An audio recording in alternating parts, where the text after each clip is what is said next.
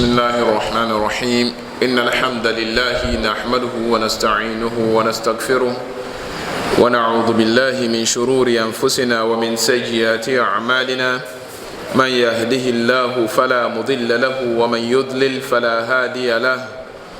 وأشهد أن لا إله إلا الله وحده لا شريك له وأشهد أن محمدا عبده ورسوله أما بعد فإن أصدق الحديث كتاب الله وخير هدي محمد صلى الله عليه وسلم وشر الأمور محدثاتها فإن كل محدثة بدعة وكل بدعة ضلالة وكل ضلالة في النار. من إسلام بيابومي ألو بيابومي من سفر نيجي إنيو يا إسلامي إنك بي إجي بيان وبوتك بكي نيجي هوبا بكي كجبني بال محمد صلى الله عليه وسلم إك الصحابة أمشي مكة كتي مدينة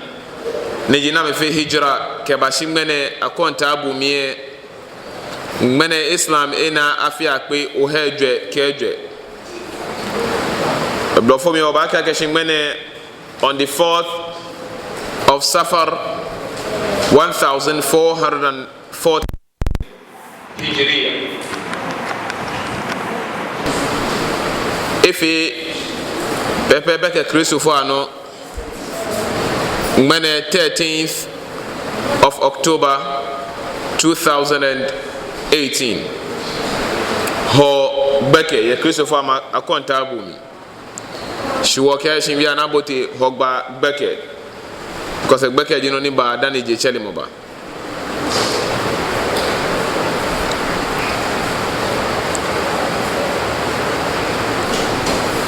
biana wa sheheni ya shaka mene ba fi beniji alo karatu ni kase moniji epano alo enumono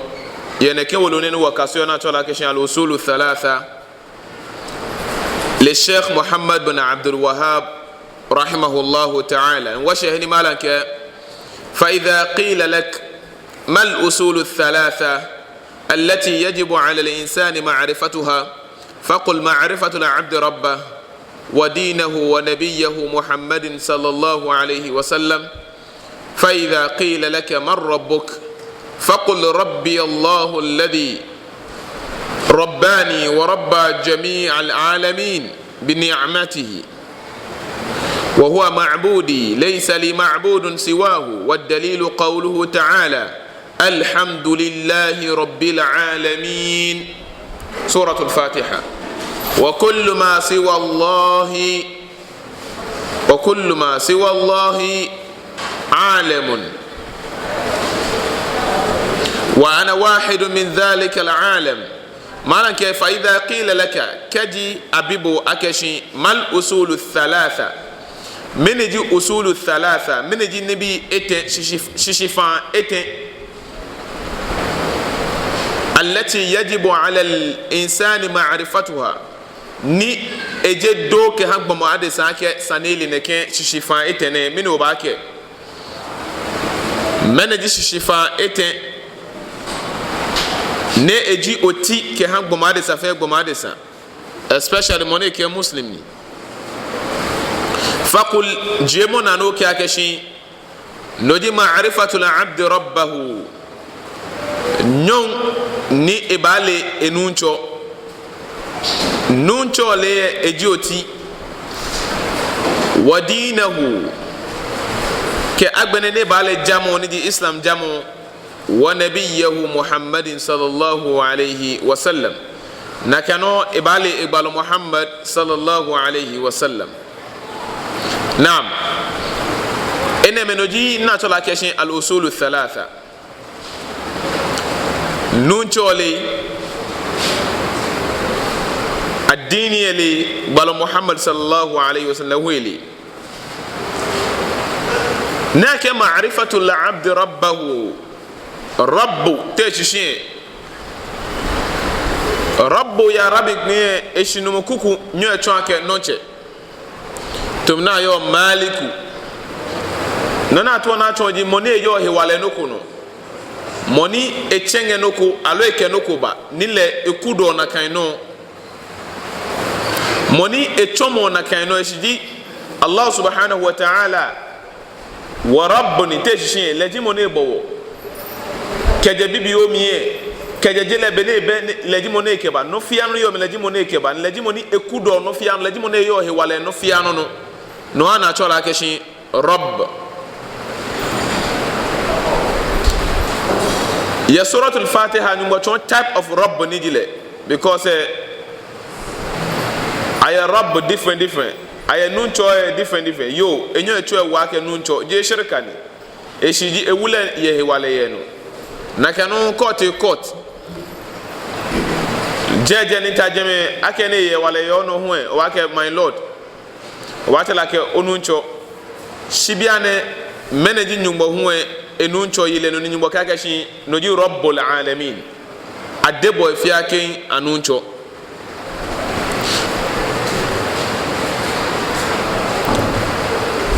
malan ken kabi wakashi fa idha qila laka man rabbuka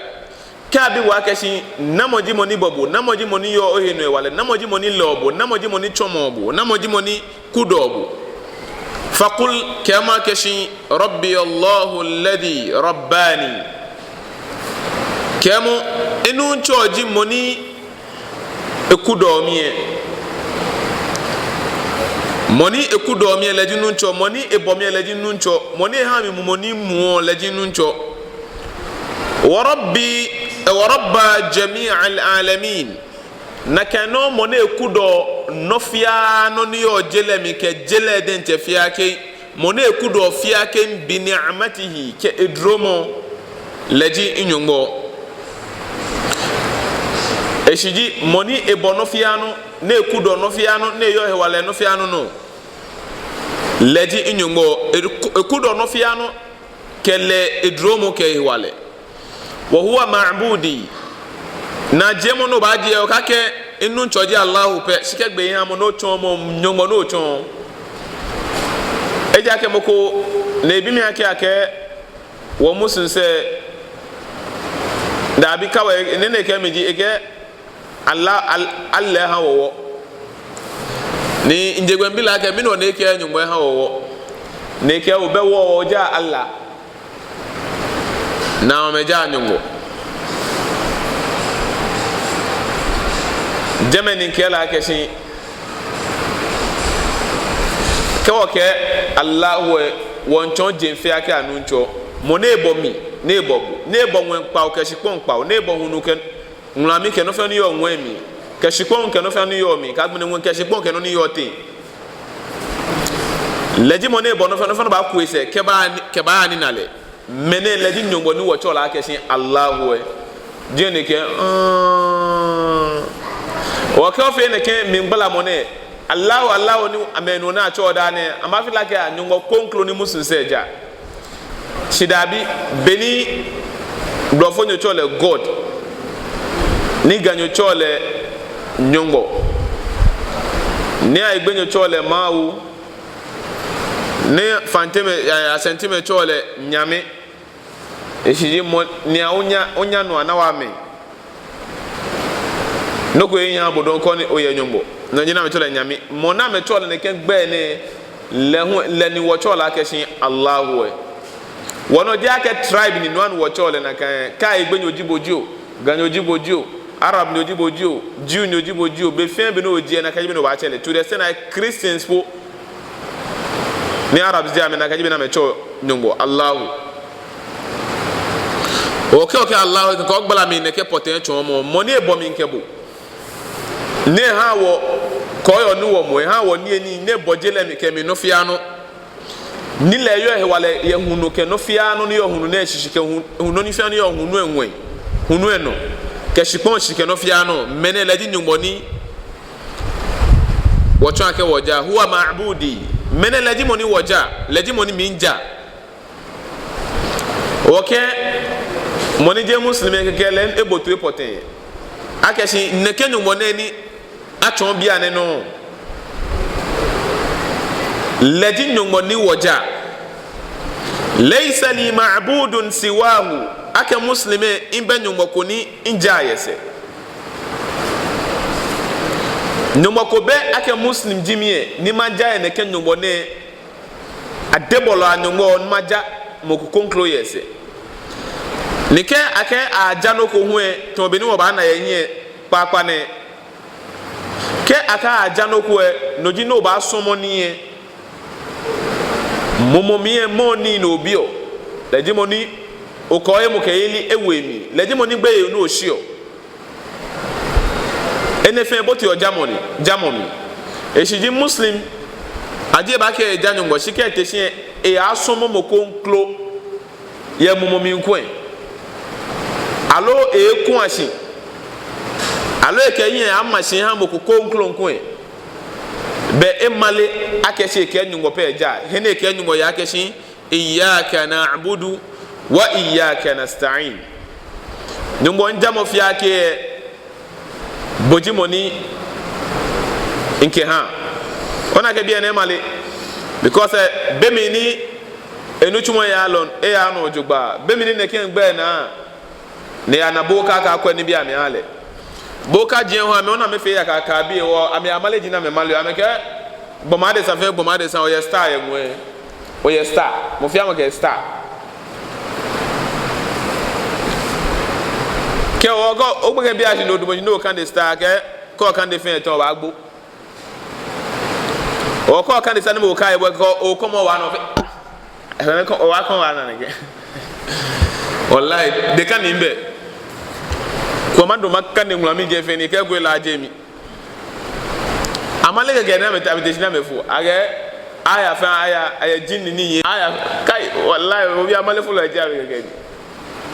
amuro be julo do chalo kawe kemo fi amo ke star o ame nche customers me ba na read am star me ame ya akwa me star aye ko ba tunu chumo wa ba ka ko star ake no chumo ne no nimo ke ha bo akwa chulo me no do chalo ni keke ni ojo chalo follow keke ni no na me ke chuo ni jini sa me ke chuo ni star na chuo aga o star jini je no go be star go be nwen na aka na bobo star go enwe star mo nyumbo ame na mba decorating nwen na meja nyumbo at times a jinni ko inga at times anabi sallallahu alaihi wasallam kai shi qarina hiya adam bifa adam bise ne wole nga fonji me ni nyumbo ka ne qarina jinni ni mo fe mo kama mi hebo ho ne ke nge enye osa unkashi bi na ba fobu shetani enye na ko sa unkashi bi ni ba yo wala yodi ke amento na metu noko e ko okete ne ke osofo jine asofo le julo ayin alo ne ke mala fo julo ane ko reta me mala fo gbe na ke ha me denje title papa ni nye ke ha me ni lo agbe ni kawa wonche ko shona ko che wonche bi na me no to ni mo fe mo ka tale na me wa me fe wonche me dia me sha me fe mo fe mo ka tale ni wo o so fo wo pot mala fo nyo wa agbada mona boka na ga mal e wa agbada ni original wonche bon le ka na le fo e menshi bi e ga ilo bi e ga ngai le wo polyester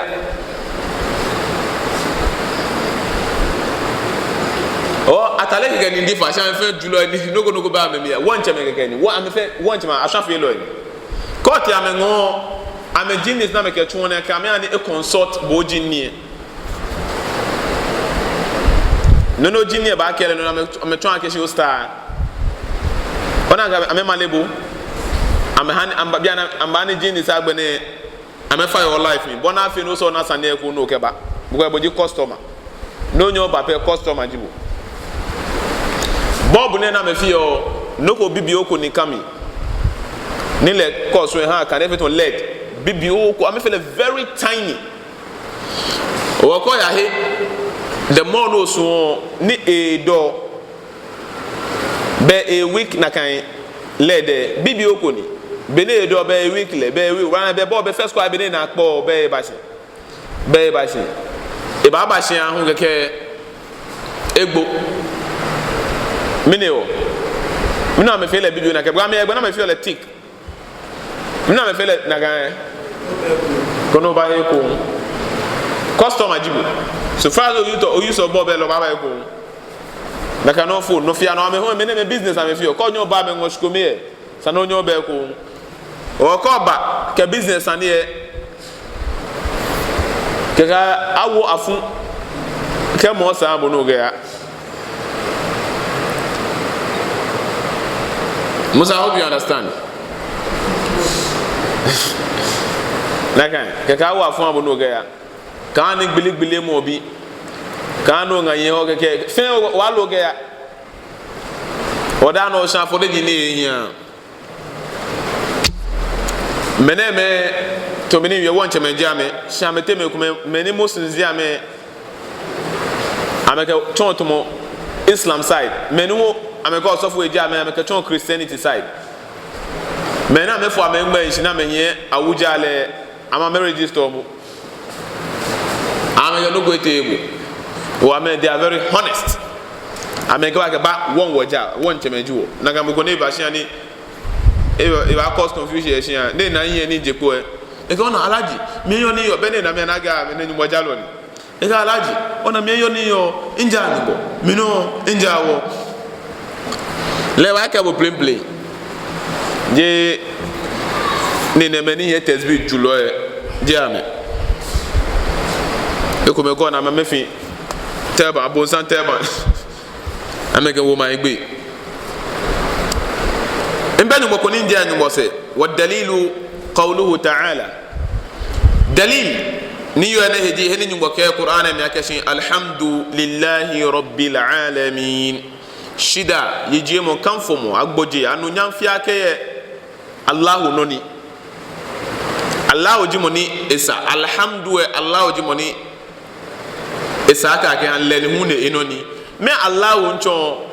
rabbil alamin yana wonu rabbashi rabbil alamin jemfia ke anuncho nike ake alamin huwe min jeshi aje keje ekomi abake alam malan keshi wa kullu ma siwa allah alamun nofiano ni je nyongo nie nofiano ya nyongo se na kani atole alam wa shininta alam jimi bo mini jibu alam biana minini alam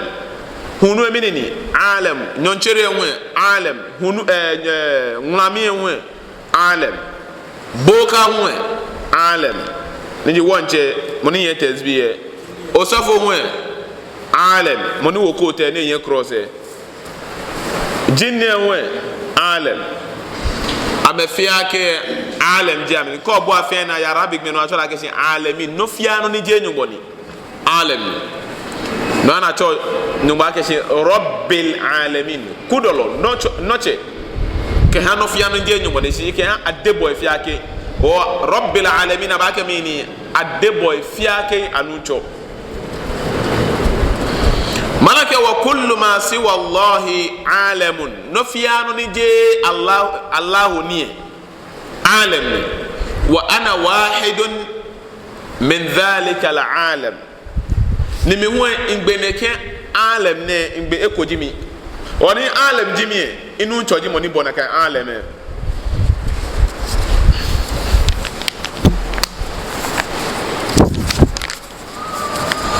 مالك فإذا قيل لك بما عرفت ربك فقل بآياته ومخلوقاته ومن آياته الليل والنهار والشمس والقمر ومن مخلوقاته السماوات السبع والأرضون السبع ومن فيهن وما بينهما والدليل قوله تعالى ومن آياته الليل والنهار والشمس والقمر لا تسجدوا للشمس ولا للقمر واسجدوا لله الذي خلقهن إن كنتم إياه تعبدون. وقوله تعالى إن ربكم الله الذي خلق السماوات والأرض في 6 أيام ثم استوى على العرش يغشي الليل النهار يطلبه حثيثا والشمس والقمر والنجوم مسخرات بأمره ألا له الخلق والأمر تبارك الله رب العالمين. الأعراف. مالك فإذا قيل لك كجمك ببواكشي بما عرفت ربك من جي نوني أكلي أنيونغو إشجي تبتون لك نيونغو نجي question because me ko meke no ko ben ba tan ma ke nyumo ye o nyumo be jele mi ni kashin le den cheba bo nwe bo den choba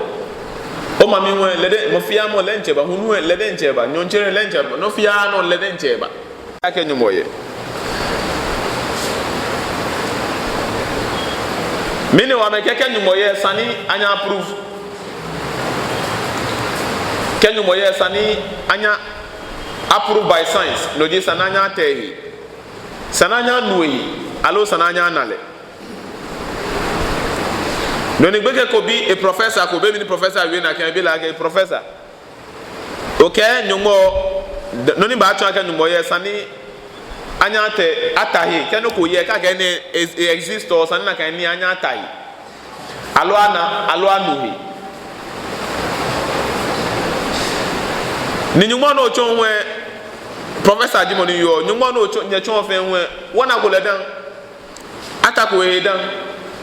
de ko etwa npo no ba no e mbeke bi la ke student bi la ke professor anu ye dwemolo again ye dwemo mbeke ke okay odwemo wo ba nye wotai o wa nye wona alo wo ba nye wonu e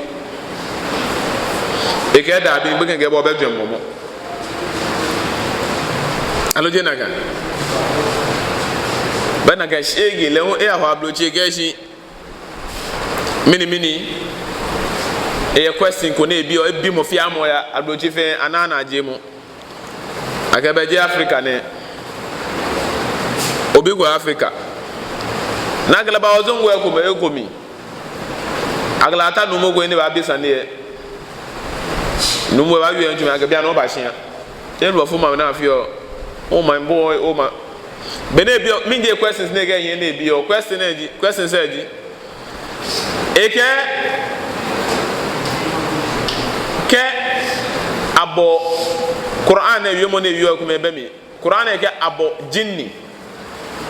kela shi wasa na gbele woni mo nga jinnis ba wala mi bana ka bene Quran ya kandi she laaje ke Quran e fe le e mo Quran eke alaaje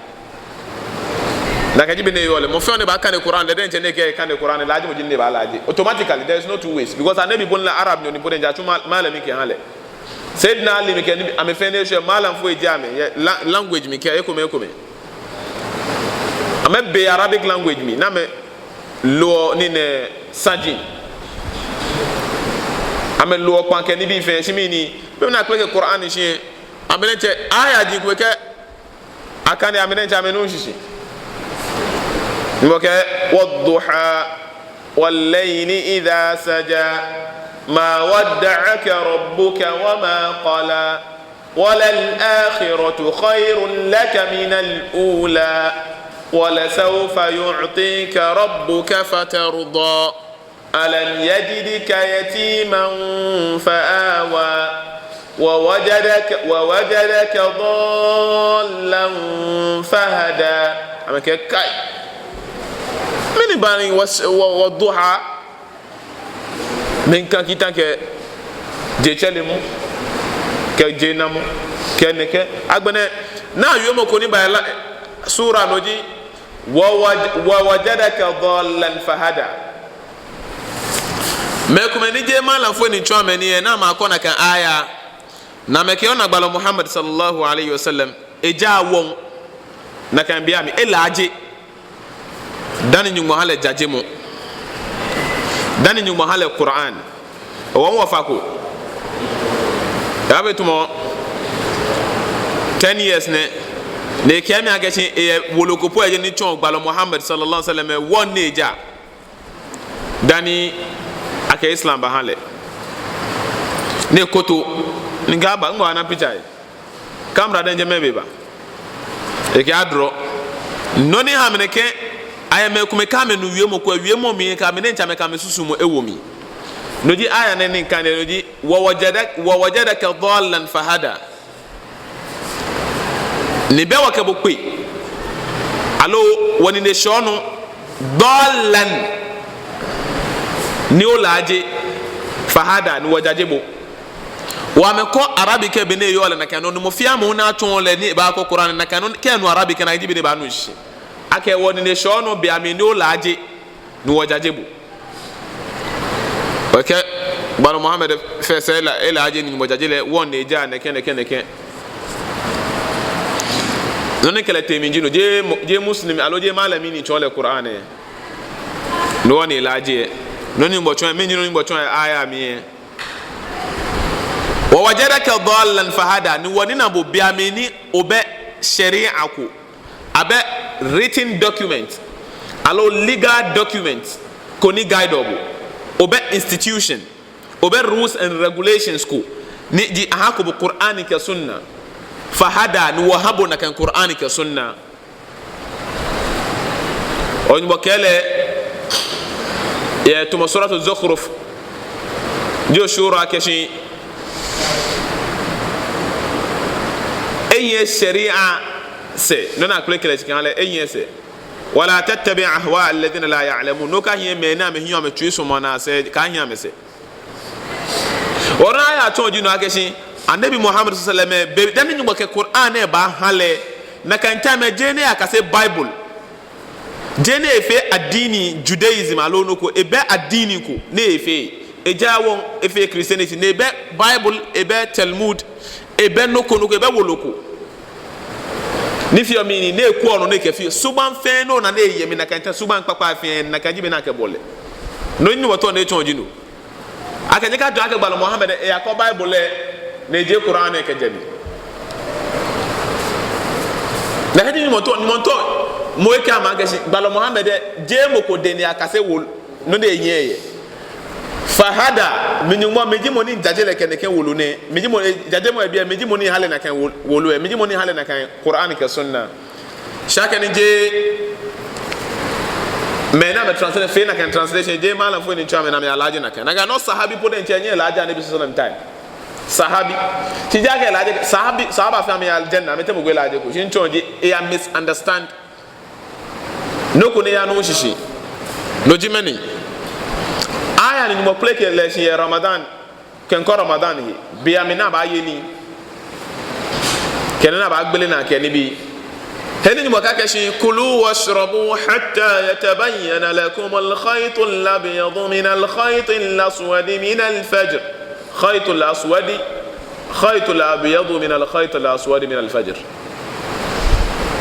وأتموا الصيام إلى الليل مكاشي كلوا واشربوا إيش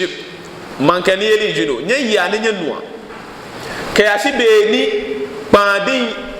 بانا سرط وكذا بعدين نيجي ما يناهو كياسي أبيني هنوه بانيوشي نكى صحابي ne akokpa din ke kpan yen ke awesu na shishi ne ngamo sanflega shi na afia ke ne bon ade ahumo Kaya ni afia ga wo sifio e a wo su ne hye kwa hye ba na soro to elu Kaya ni afia ga wo hye kwa ba na soro to elu lenje ga kwa ye bi na ga hye atoke 6 fige ya 7 fe ni na soro to tue me wodu bene na ne ga bene manke mi na ga no na le dia ne je lenje na ye kai there is something wrong somewhere. I have to consult Muhammad sallallahu alaihi wasallam. Ne ane na nabi Muhammad sallallahu alaihi wasallam ya Rasulullah aya ni kule keshenga aya tuni bala ga mina aya ocho ne chon aya ne ga to ga tuni den e ga ja ga pandi ga pan ye ni so to baba mi ga ho sa to ni ga ho su ne ni mbo ne mi ye ni mi ge chele fe na so to bi ni na ga no na le na nabi ni anabi de je ni e fe le mu no le bo mu ne ga atate bo su ni e dawa because I don't know how to do so te na to padi na to na ni ga shi lo di gbeke pa ye lo di de chele mu e siji ni je na ba yi we ke je chele mu yi na ba na ke je bo chele mu o no na ne bi ke la ke ko nyu o ko su ni e a je chele mu ke je na mu no bo su ni e dawa o na ga mene sahabi ni Quran ne kan ni Arabic ne kan ne shefe mi ni e ya no shishi to abalete ni ne muku ni jarab ni le ton e ba ton ya bi amini e consulti anabi Muhammad sallallahu alaihi wasallam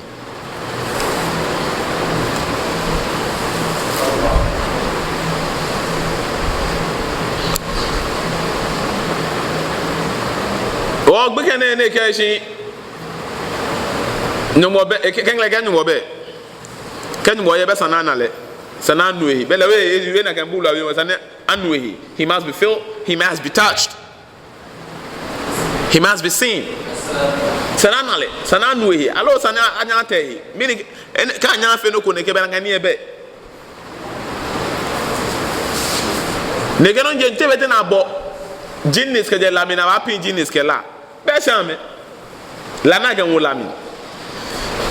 ne bi question ta no ne Africa oba numu benye mahale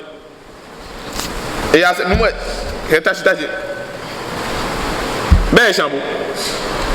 ege ne gbe ngbo question se na yan seta ege no shishi inde mini ni jelo ge lani bo yen jelo ge la je fe sumi aboge je shini ge lo yen be shamu alo shamu ege shale na ga na bo jinnis ke je lani shamba pia me ke lani ba shambe non jenyo no ge shambo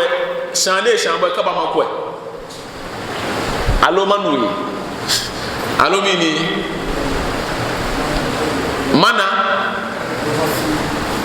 manui alo mini matahi ke shan ba makwe pe ne ke ba makwe abuna tashi lenje na ga anza lele waka me ba me to chika me ga shi jele mi bi fe ni ba na kai blema ke ni le loko ye blema bi atena kala ya fi debate me ni ke nu mo bene no mo be okay na kwesi na afi na kan debate auditorium me na me ena ma kwesi ye ni le ba na fe late ejegbe eyin kan late le fi enu ji answer ndoji le session emene che le session le session le ba wi first o le aga ma ko amepo sorry na no ne fi ise agbashin e kene ba na se fa na lele ko ben ba wo le ke ba o wa dun se melele ba be na gba che ku me ni dwele nu eyin che ne flo na dwele nu eyin be na ko no me ne cha me bomba